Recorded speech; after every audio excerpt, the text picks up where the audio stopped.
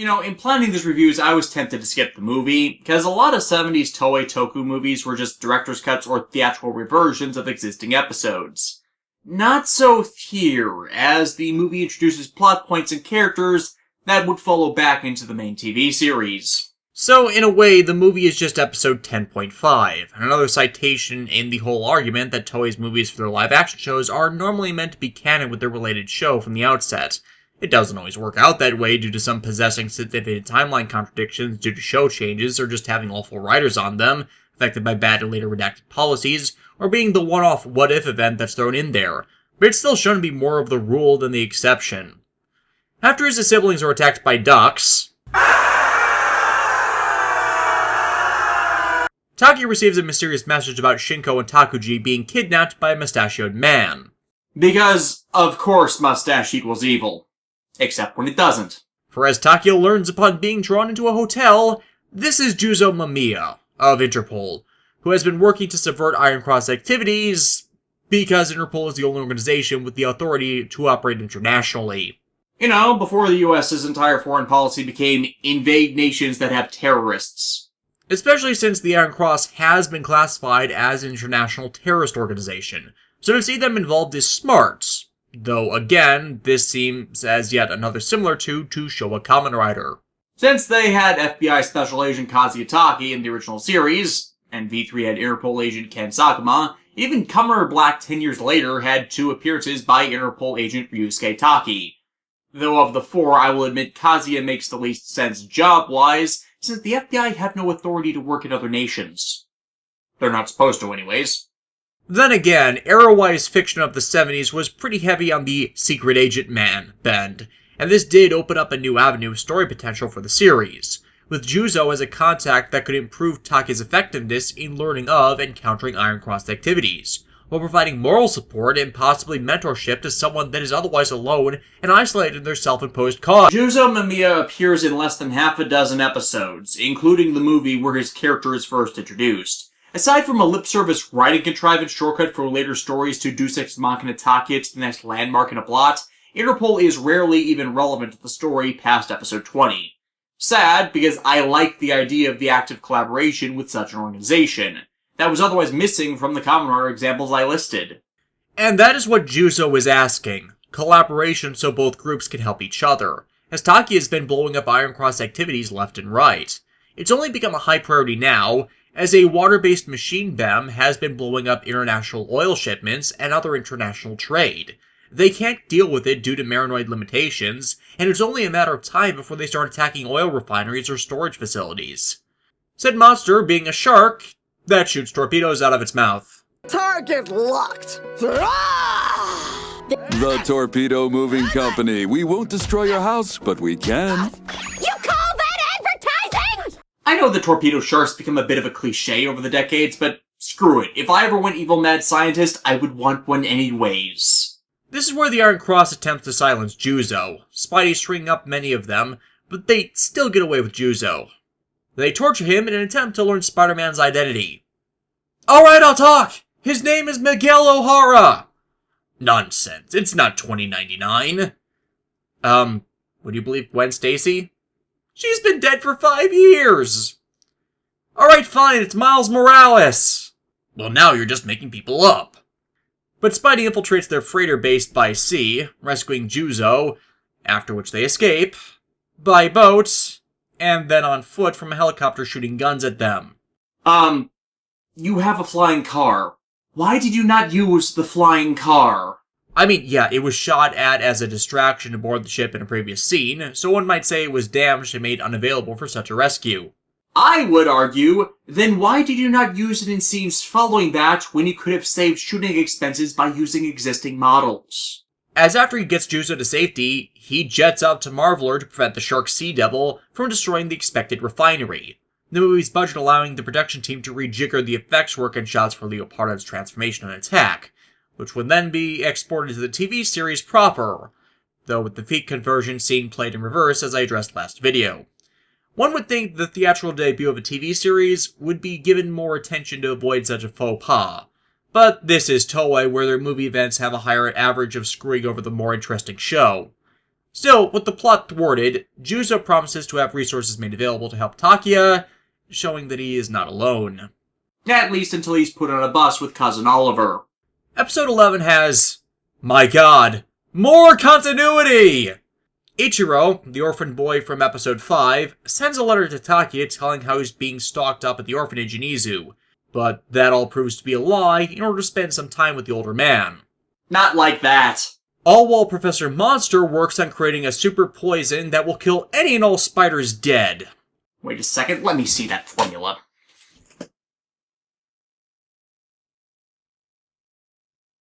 You just created raid insect repellent!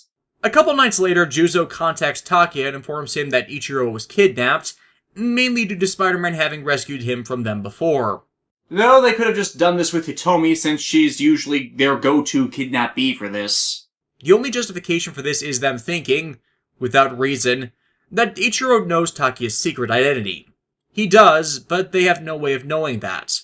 Regardless, they succeed in piercing Takia's body with a poisoned spear tip, soon after leaving him near death. However, in a mirror of the events of Ichiro's last episode, the boy in turn donates his own blood, so doctors can just use the ye old tried and true last resort of bloodletting to dilute the poison out of Takia's system. And with that, the ICA thinks the poison didn't work when Takia comes to thwart them yet again. Spiderman はこのまま少年と共に人々の前から姿を消したかった。しかし、それは許されない。I need an adult. 少年もまた同じ思いであった。Oh my god! インターポール秘密情報部間宮重蔵の計らいで鉄十字団の手の届かないところに姿を隠すはずである。I really hope it is into Child Protective Services. At Interpol, which of course is misspelled with an E because Toei is and has always been awful when it comes to English, the building is infiltrated by Iron Cross agents, who are then shot dead. Amazon is cursing the fact that the complex's sensor tech is just that good. To get around them, she takes advantage of a woman named Minako trying to get back to the graces of her old boyfriend, with an exchange. She gets beautified via surgery to win him back. Sexism? Ho! And in turn, she becomes their special little infiltration and assassination agent. This, of course, leads to the fulfillment of their part of the bargain by using control tech they implanted into her to make Minako murder her ex-boyfriend's new girlfriend, before being commanded to off a crime boss with connections to them that had come under her investigation by Interpol. But instead of closing the week, they instead burst it wide open. Because Spider-Man was there, in the ceiling, watching you murder people. Minako's improvements apparently came with super strength, as after escaping Spidey, she just straight up hulks out and smashes her way into the Interpol base in a Black Widow catsuit, in order to retrieve a list of other criminal groups with suspected ties to the Iron Cross. Only... It's a fake. Okay. New plan! Kill Spider-Man! This, however, fails as well by Takia managing to break the control device, which frees Minako from their control, even though she's ultimately killed after. I'd say it was karma, but considering how much she was forced into all of this, it's pretty damn lopsided. Apparently the grave robbing scene before is not that uncommon for Professor Monster, as he checks a collection of recently dead for the purposes of converting them into a machine BEM. モンスター教授が自分の専用車に霊柩車を選んだ理由は警察の一斉検問に引っかかっても霊柩車ならば怪しまれることがないからだ。Oh, 1978. Never change. He ultimately rejects them in favor of the leader of a biker gang that screws with them en route back to their base because of how nasty he is. Please, they have nothing on the Hells Angels. And the episode kind of revolves around this jackass, as Takia's part in this is in trying to help the jerk's father and trying to get through to him, bring back the nicer person that he used to be, only for his father, the only one that cares for him, to realize that he's too much of a lost cause to continue trying. And, to be honest, this biker dude is pretty low overall on the douchebag scale, especially compared to a lot more recent characters that from all evidence are completely irredeemable, yet the story they're in insists on trying to redeem. I really do credit them for at the least acknowledging the moral event horizon, instead of straight up disregarding it even exists. but it seems kind of weak for the presented content. And yes, that is even including how he agrees to willingly become a machine BEM and gleefully murder his father. That's how bad this has gotten in the last 20 years. Anyways, Interpol sends Taki on another mission to investigate a local trade corporation for connection to the Iron Cross, going in all secret agent-like, and learning this group is shipping in a secret weapon for them. Still, the Iron Cross continues to show them as intelligent, as they had secondary surveillance in the event of this happening, and under the management of the BEM Big Bat. Spiderman は山城拓也。 Dude! Spoilers! Yeah, they don't believe him. Though again, the dismissal isn't out of foolishness, it's that they were legitimately duped by Taki's wimpy persona, more paying into the more standard DC and Marvel obliviousness to the secret identity due to the mannerisms their heroes tend to switch between, given their secret identities. But to prove it, Big Bat releases a contest to get the populace to find Spider-Man's identity for them, offering a reward of 1 million yen! Wait. On top of that, he sends agents to harass Takia to get him to break from his public persona.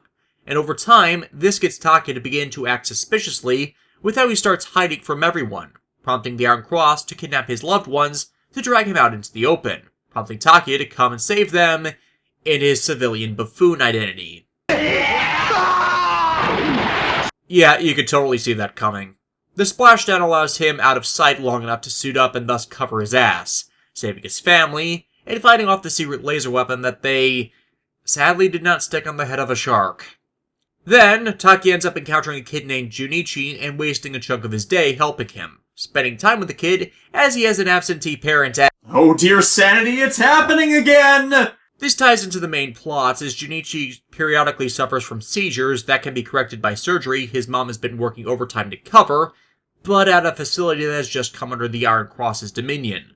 Taki reconnoitering of the complex, allowing him to discover this when— 週刊ウーマンの編集長吉田彩子。なぜここに？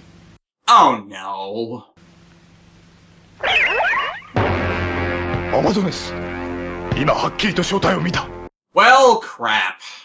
I'll give it this. Despite the reveal now closing the book on one of the more interesting character interplay aspects of the show, the execution of it wasn't from idiocy on anyone's part, just dumb blind luck. I can give allowances to that if it's not done all the time.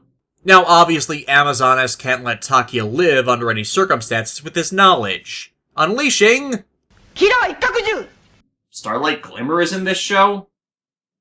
What, she's the Masato Kusaka of MLP. That's a Triceratops. You see what I mean about the subtitles on occasion completely messing up with regards to the translation? That one I think would be obvious. On a mountainside, a boy's dog goes nuts just before the pair are hit by a rock slide. The boy's dog, Riki, running off to save him.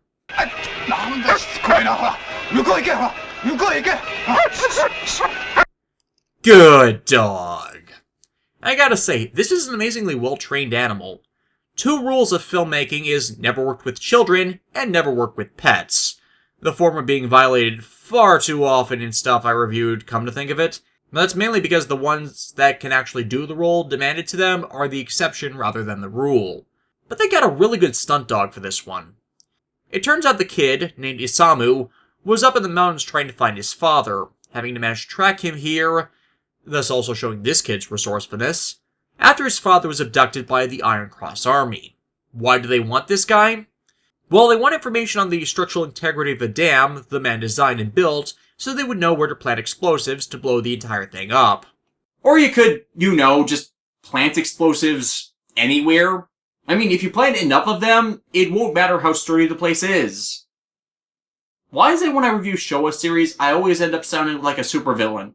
The plan is actually a multi-tiered scheme. The water retained by the dam when it breaks will flood a nuclear power plant down water, while they pour gasoline into the sewage and drainage systems of the nearby town, so once those systems are overloaded, the floodwaters will be set on fire, and said radioactive particulates the flood picked up into the air, so everything will be radioactive. That can't be good! Except, what idiot would put a nuclear power plant downstream of a dam? Especially one that, as is showcased in the episode, is one of the hydroelectric variety. This is apparently in celebration of the Iron Cross's arrival on Earth, and apparently their parties go for there is no kill like overkill in their planning. I mean, there's evil, and then over the top.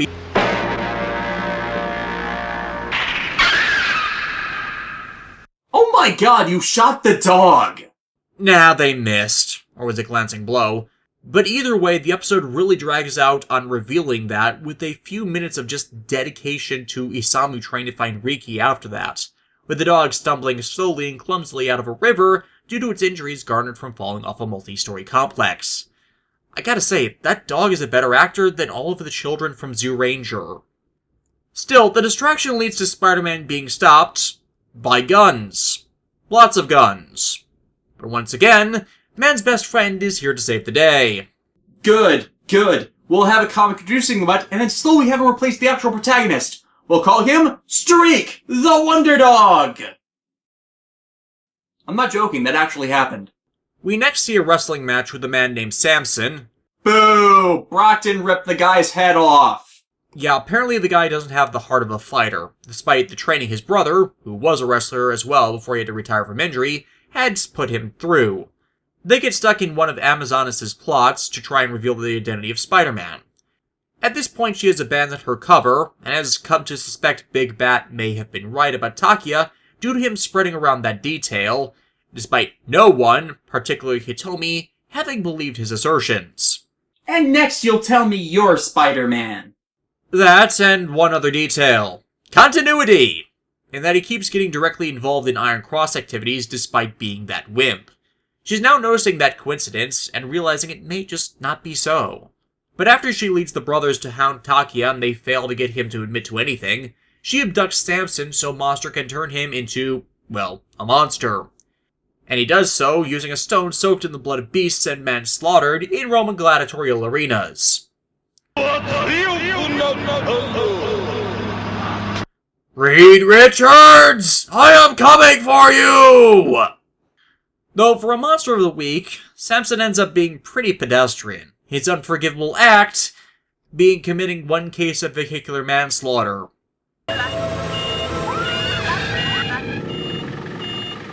Once again, kind of weak. Now, something annoying happens midway into the series. I tend to pin this shift as happening as early as episode 18, but it only really becomes a trend in the mid-20s. And you could probably guess what it is by me having an issue with this. The show becomes an almost consecutive chain of kid plots, mostly abandoning the active story arc in favor of helping random kids with their problems. Wash, rinse, repeat, just like Zyuranger. To the show's credit, many of these plots more deal with Spider-Man encountering these kids just as or after they become involved in an Iron Cross plot, so it stays close to the main struggle of the show. But it just gets downright ludicrous the ways they end up needing to segue to include them that are not natural at all, or sabotage more interesting stories the episode could have focused on Takia dealing with, becoming borderline Deus Ex Machina to get one or another to cross with how they are initially unrelated. And like I mentioned before, getting Takia to those sites where the story would continue as all Interpol does from this point onwards. But where this show zigs when Zyuranger zagged on the kid assistance focus, and that's why I find it better here, even though it's still inferior to other shows I could name, is it keeps Takia who it focuses around, and features him rescuing those who need help, instead of him being the one that stupidly requires that salvation from ineptness. It still happens, as I showed with the dog episode, but has more of a rarity and contextually proper way, which makes it tolerable. You can't be rescued from your own failings nearly every single frickin' time, and have that good a reputation at the end of the day. So it is a shift away from the revenge is a worthless cause at the beginning, and more of him being a generic hero of justice, something Toei had done to death the prior years with better writing and production staff. Especially concerning, as the progressive story arc and continuity callbacks of prior episodes were what made it more interesting and, in a way, revolutionary for the period it ran in, at least without the significant cast change for either the heroes or villains. And I don't count any kid plots before this point as detrimental to causing this shift, as they were, 1, better written than they would be after this, excluding, of course, any of them with the pedophilic subtext. Seriously, what the hell, Toei? 2, They were not the only types of plots the show would use, but mixed in evenly with others needing assistance, or Takia finding these plans via his own efforts, Hitomi's tip-offs, or Interpol. And 3, and this is the big problem here, before this point, the Iron Cross Army didn't descend into being nitwits. Their schemes after this shifting away from world conquest and infrastructure destruction into being just a string of petty crimes, murders, and small-time terrorist attacks. And that's where you can really tell where the show was starting to decline, in that they fell into the same trappings that made the great leader of Shocker a terrible villain, only propped up by his competent generals. By focusing on minor frivolities or negligible influences to a plan, or doing evil things for the sake of evil, over actually achieving their goal, and thus blow their cover and botch their schemes. This shift is most indicated with Amazonas' abandoning of the Psycho Yoshida identity. Well, the reason she did that was smart, and as shown in episodes that followed it, dealt properly with the fallout. After she gains red hair and a new costume, she starts completely going bonkers. It's like, without that job, she was no longer grounded in reality, not thinking through her plots and the execution of Professor Monster's orders, just more and more grasping at straws for anything that might work to get a win, kill Spider-Man, or prove Takia is Spider-Man. The second she starts getting stupid, that's when this shift is noted to occur. And people say blondes are the stereotypical morons. Many say this was unfortunately a problem of the times, and not the only series to be screwed over during its run by parent watch groups demanding a show to shift to purportedly more child-friendly content, whose execution would rob the maturity from the storytelling. And while that's true, Jack Dengeki Tai the previous year got canned for that reason, this series was pretty toothless to begin with in how even the violence and death were, well, kosher and non-graphic, especially in comparison to the greater genre or the time period this aired. Even with this not being a show that was aimed solely at a child demographic, but once more shoved into that box by others. So they really could not go down from there visually or content-wise, only in story quality. And once again, to be fair, it's not like it was a sudden downturn in quality. It was more gradual than that, and there were still good episodes mixed in. But this is where the show gets really damn formulaic and thus less appealing, to the point the series' run was cut short as interest in it waned. Well, that and production on Battle Fever J had started, it debuting about 6 weeks before Spider-Man concluded. I'll get back to that. But I brought this all up in lead into episode 18 because there is no evil plan. Seriously, all the Iron Cross does is plant some stolen money so an upstanding hardworking mother can attempt to return it, only to steal it from her en route, impersonate the police so it's spread that she's suspected in a theft, and work to discredit her further by then purchasing and delivering a bunch of expensive crap to her home, which makes her son lose faith in her being a good person. That's it. This in no way facilitates any of their operations, not even ones that would lead to finding out Takia's double identity, and is completely against their modus operandi, as there is no resources gained from this, only lost as it sunk into the juvenile pettiness. This is easily the worst episode of the series simply because it's so against everything done before this. The Iron Cross do not care about children. Hell, most of the time, we, the audience, do not care about the children. We're here for the superhero and the dastardly scheme. Their involvement is usually as a hostage to get something out of someone else, or a hanger-on from something they are focused on or need to silence. But here? Nothing! Absolutely nothing! Next, a psychic king tracks down Takia in order to help his village, which has been terrorized into submission by the Iron Cross as they've gained control over a monster that lives nearby. It's a former protector of an ancient civilization these people are the descendants of, but in reality it's more likely Monster had been using the place as a selective breeding camp to try and get humans to display the kinds of abilities the kid does, as they've been there for centuries. Though the kid is more worried about his older sister being sacrificed to the monster, Kamenger. My god. It's the bastard offspring between a Kamen Rider and the Ninja. Kill it! Kill it with fire! No, it's actually a robot turtle. Mecha Gamera is the killer of all children! Spidey eventually breaks out the few dissenters of the village before exposing how the Iron Cross has manipulated a lot of them, their leaders in fact facilitating this occupation, which gets them to psychic whammy everyone else out, including Takia. They then somehow wipe the entire village and the surrounding area off the map. How? I have no idea. Episode 20 readdresses how strapped for cash Takia is, with him sending out applications to tutor kids. Dude, that's an after-school pocket money job. The girl that looks him over, named Yoko, accepts him mainly because he is completely inept at the real job, and actually wants to find out if she was adopted because, I have no idea. This ties into the Iron Cross plot, as they somehow inexplicably became aware of this girl having talents as a seer, and somehow saw the devastation of Tokyo, which they want to use to learn how they can make it happen, using the power of the Minority Report! What? Tom Cruise has run in enough films their collected clips could probably power a treadmill.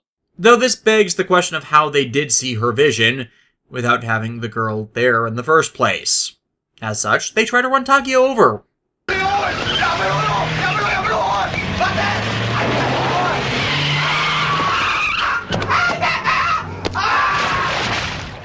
Shinji Toto is a treasure in this show.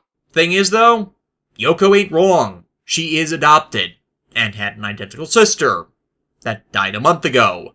That is one who had the future visions and not her. I'm not entirely certain, as they don't give a chronology to the events or infer a passage of time, but it's entirely possible Amazon has spent the month since the girl's death trying to find her, which more explains how she acts upon this revelation. All that work, and for nothing. So to vent her anger, Amazonas has new soldiers training by shooting a dummy of Spider-Man, alongside showing off their newest machine BEM.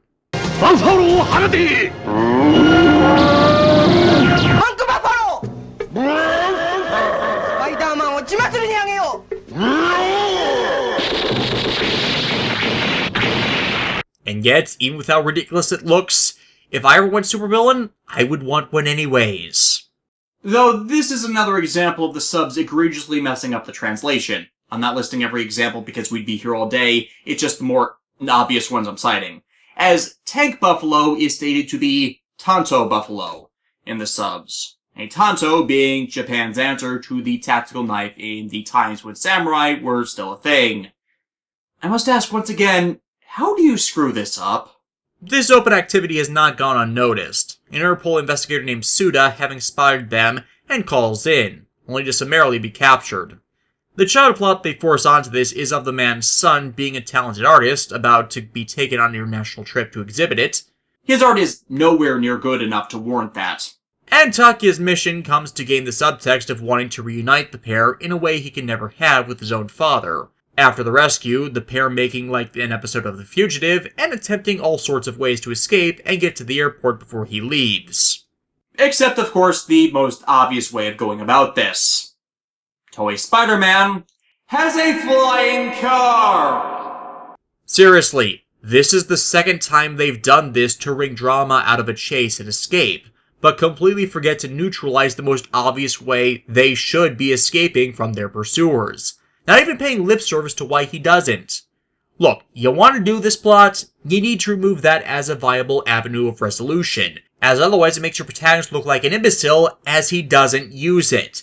Especially as this race against time to reunite the two ends up killing the man! Yeah, Pseudo was tortured and wounded, and tried to get Spidey to leave him behind because of that. But because Takia chose to make the entire trip back needlessly convoluted and fails to get him medical attention, hell, even use that as a means to contact the kid ahead of time, that death is squarely on his own shoulders! Oh yes, let the irresponsibility of the source character infest the adaptation. That's a great idea! Monster collapses in his lab, struggling for blood? I'd say that's vampires, but since half his body is cybernetic, he might just infrequently need transfusions due to rejection. Amazona sends out the skeleton beast monster to collect blood from live victims. You know, you could have just, I don't know, robbed a blood bank. They've existed since 1937. And yes, the episode says they need it from live victims, but why? Aside from refrigeration and several non-toxic preservatives which allows it to last longer, there's no intrinsic difference. The victims which are drained dry begin to pile up, Takia's investigations going nowhere, at least until Skeleton Beast's subordinates attempt to abduct a blind girl. That's just low. However, it's too low even for this organization, the girl being returned to a hospital. Now, before you think that's a pretty altruistic action for the Iron Cross, that action wasn't taken by the Iron Cross, but her father, who joined the Iron Cross to get money for an operation to fix his little girl's eyesight. I would think undergo surgery that turns me into a monster would be a bit steep for a paycheck. And Monster eventually finds this out, and he is not happy. However, to show he's not being evil for the sake of evil, and does actually appreciate the job he otherwise performed flawlessly in saving his life, Monster spares Skull Dad's life. However, this continues the trend of these episodes of making Takia out to be an awful person, as he confronts him with his daughter, who is then taken hostage by Amazon S, so Skull Dad will fight Spidey, only for the good nature that forced him to fall in with demons to assert itself and work to save his daughter over anything else, which results in his death. お父ちゃんは？よく聞くんだ、純ちゃん。お父さんはね、遠くに旅に出たんだよ。純ちゃんの目が見えるようになったら、お父さんはきっと帰ってくるよ。And then you lied to the little girl, compounding once again your own error. Heroism! Episode 23 has the Iron Cross use something of a weird means of going through gaining influence and control over regions. And that is through legitimate business! I know, right? It would take years before anyone else would attempt that. The business being a collection of small casinos and gambling dens where they let players win. Their clientele young broke dudes who don't know how to manage their money, thus get addicted to gambling. They buy up a bunch of stuff, the main one of the episode named Goro, purchasing supplies for a bankrupt school, alongside buying the building outright, which public schools do not work that way at all. But then, because they are addicted to gambling, when Iron Cross then stops letting them win, they recoup all the money they initially lost, and trick them to wagering the other things they own as collateral. When they lose, these bartered properties legally become owned by the Iron Cross Army due to a series of loan shark organizations that come to collect. This is the evil plan of businessman Lex Luthor, as opposed to murderous supervillain Lex Luthor, as throughout all of this they never once commit any crime. Not one, not even fraud. The only big flaw is the properties they would then get from these idiots would honestly serve no purpose to them, as opposed to them just purchasing what they wanted to legally own outright. And I doubt they could do this enough so they would legally come into ownership of an entire city. Unless that city is Las Vegas. And the failure of Takia this time is he only focuses on this inexplicably impoverished school that doesn't make sense in the first place to be in such disrepair. This is the nation that has such an adherence to giving proper education to all that they kept an obsolete rail line running for one passenger only because that passenger was a student and the closest school to her was literally in another city, as her own village was so small. Granted, that was 1978, so different policies may have been affecting things, but Takia does not even attempt to free any of the other businesses or things claimed by the Iron Cross this time.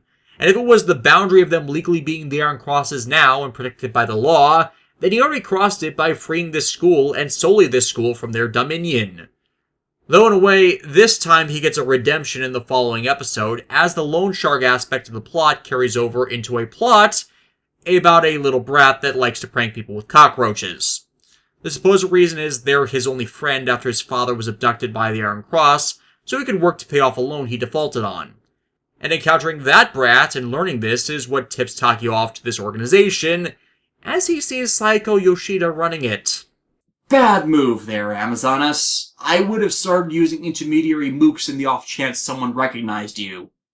Her presence is of course what brings the whole plan that was nearing fruition toppling down too. Not just the long-term one, but the immediate one they kidnapped the cockroach kid's dad for. He's a security guard at Interpol. The Iron Cross needed an accurate map of Interpol to plant a poison gas bomb to kill everyone inside. But instead of that happening, Takia thwarts the entire thing. Even the cockroach monster that has a spray can version of the poison installed. The last episode we're covering for now opens in 1973, with an Egyptian treasure exhibit being robbed! Curse you, Stan Carmen! This shifts back to 1978, with a grandfather caring for his grandson. Barza? Yeah, the old man is the thief who sold that artifact, called the Star of Egypt, and Amazonas wants it because, the evils of ancient Egypt? Yeah, I have no idea. I'm going to presume space laser, since that's how they've been using crystals up to this point. And she thinks young old man Barza has it because, well, it was never seen on the black market, and it was the last job the thief ever pulled, meaning it was likely kept as a souvenir of his career. He refuses to give it up, and is summarily murdered. Kind of short-sighted, since the man retired specifically to care for his grandson as the kid's parents died, thus could use him as a hostage to get the man to reveal it, and thus not lose it outright, since the kid had no idea his grandpappy was a thief and would obviously not know where a stolen artifact is. You see what I mean about Amazonas regularly shooting herself in the foot after she lost her secret ID? In spite of Take's intervention, she does eventually corner the kid, promising to reunite him with his grandfather if he'd give up anything that would help her. As she just promised to murder him, obviously that is a promise no one wants to see her fulfill. The kid does give up a charm box his grandfather wanted him to keep with him, which Amazonas thinks will reveal the secret, but it's destroyed. Thus, the Star of Egypt will remain lost to time. At least until Merrick Ishtar summons the Winged Dragon of Ra. Next time, we'll wrap this show in style.